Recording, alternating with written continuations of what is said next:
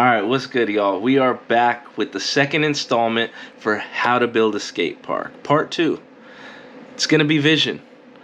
Your vision is what you are going to share to the community, the whole community.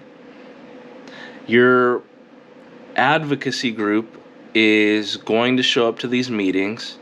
Due to how the world is changing right now, these meetings are probably going to happen online.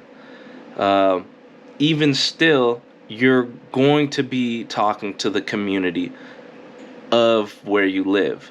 So you're going to have to share your vision with them. And in order to get that community support that we talked about in the first one, your vision is going to be a key role in getting this skate park built. We started with the Public Skate Park Development Guide. This really helped us when we needed the insight to keep going.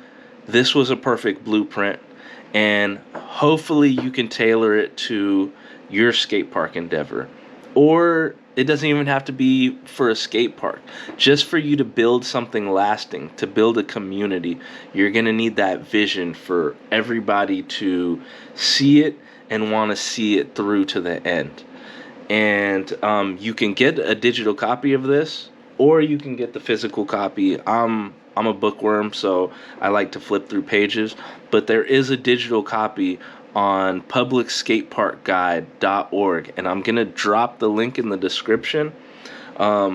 Please hit the subscribe button, hit the notification bell, because we got a part 3 coming really soon.